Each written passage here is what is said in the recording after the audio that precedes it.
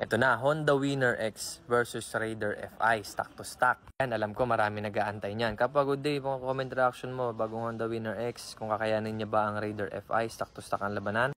Siyempre mga kapwa, no to brand wars tayo, ito ay pawang comparison lamang. At huwag tayong lalayo, ang usapan lang natin ay Raider at Winner X. Walang ibang sisingit, walang ibang kategory, walang two-stroke. Sama ko na yan guys kasi lagi din naman binabanggit at lagi din naman isinisingit kahit incomparable. Alam naman natin matagal nang may mas malakas sa Raider FI. Comparison lang guys, comparison lang.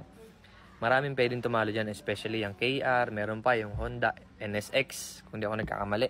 Hindi naman ultimate pinakamatuling ang Raider FI. Wag naman ganun, exaggerated naman yun at saka siguro pinipiloso po lang tayo. Pero regardless yun, no to brand wars.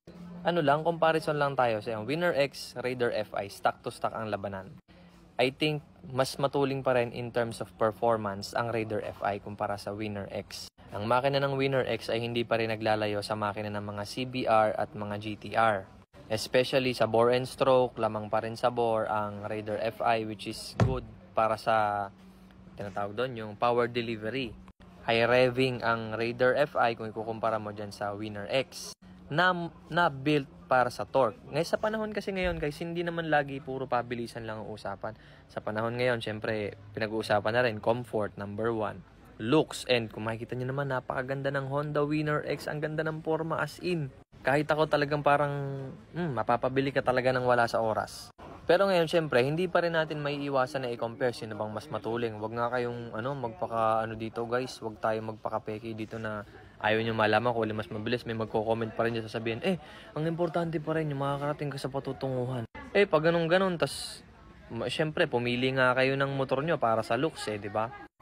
Pinili nyo yung motor nyo para, kumbaga, parang iporma din. Tas sasabihin nyo makarating sa patutunguhan, kung ganun lang din pala, di sana nagbike na lang kayo, di ba? Pilosopong word yun in terms of, comparison. For the sake of comparison, wag nyo sasabihin na, ano yan, wala yan, kasi dapat, yung makakarating ka pa rin sa patutunguhan, yung pa rin ang pinakamahalaga. Pilosopong sagot yun, guys. Promise, kahit saan mo sabihin, pilosopong sagot yan. Kung ganun lang din naman pala, di sana nagbike na lang kayo. Kung ganun din naman sana, di sana pumili kayo ng mas lower cc, mga 80cc lang, ganun. Ba't kayo pumili ng 150cc? Siyempre, gusto nyo medyo mabilis din. Sana nag-scooter kayo, sana nag-e-bike na lang din kayo, di ba?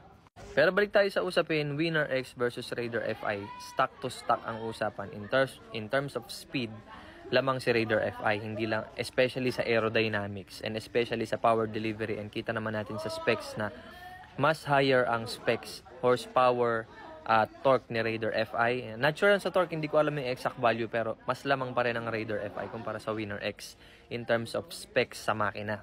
Pero in terms of comfort, lalo na sa panahon ngayon, and in terms of forma, may marami magpe-prefer ng looks ng Raider FI, pero sa tingin ko, game changer yung forma ng Winner X ngayon. Napaka-iconic at ibang-iba rin siya sa forma ng GTR na nakasanayan na rin natin. Well, yung GTR, hindi kasi siya masyadong flashy yung dating. Itong Honda Winner X, mas flashy yung dating niya kumpara sa GTR na medyo conservative at medyo dikit sa looks ng Sniper 135. Ngayon, para mabigyan linaw at alam ko naman, sa tingin ko na rin naman, alam na rin to ng lahat kung ano ba talagang mas matuling. Pero sinasabi ko nga, ang gulo kasi sinasabi ng iba, patulingan na naman, na naman kayo. Porkit ganyan ganto, comparison nga lang, kino-compare nga lang, di ba? Curious lang yung iba. And I think marami din curious, kahit ako curious din sa ipapakitang performance ng Winner X. Pero given the circumstances and given the specs, lamang na lamang ang Raider FI. Kanya-kanyang forte lang kasi talaga yan. Siyempre, Raider FI, pagpalagay na, lamang siya sa speed and performance. O Winner X naman, lamang sa looks. Sniper naman, lamang sa torque. Circuit, nangingibabaw ang sniper, di ba? Parang ganun lang yun.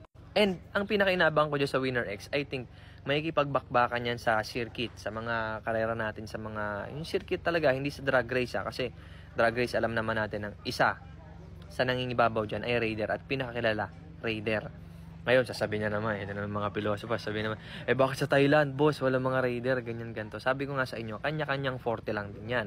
Sniper, malakas sa fully loaded.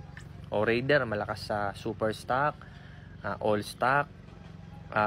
company sealed na kilalang kilala, o 'di ba? Malakas siya doon sa all stock. Pero pag kinargahan mo, forte naman 'yan ng sniper. Pag sa circuit naman, forte naman ng sniper. Pagdating naman sa looks, Winner X. So hindi natin alam kung baka malay nyo, Winner X maging superior ang performance niya pagdating sa circuit.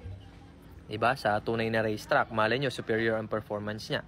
Doon siya magkakaroon ng sarili niyang forte.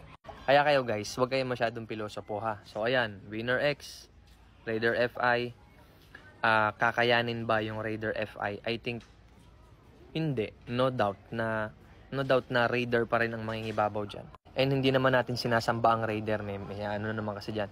Huwag na natin isama ang 2-stroke. Alam na natin na matagal nang mas malakas ang 2-stroke kesa sa 4-stroke. And nung paglabas pa rin ng Raider, meron pa rin mas malakas sa Raider nung panahon na yun. Paglabas pa lang ng Raider FI, meron na kagad sumisibak sa kanya. Kaya huwag tayong lumayo sa topic. 4-stroke sa 4-stroke, underbone sa underbone, o yun namang malapit-lapit sa category. Halimbawa, R15 versus Raider, parehong 4-stroke yan, match na match.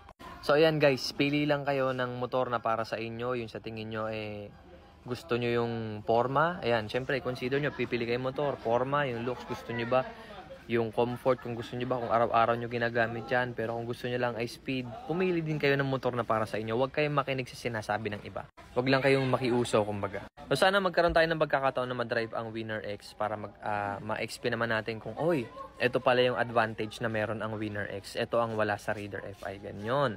So yan guys, sana nabigyan linaw na, and wag natin i-compare ang malayong comparison. And syempre, no, to brand wars, lahat ng brand o lahat ng motor may kanya-kanyang forte. Pili lang tayo ng motor na para sa atin.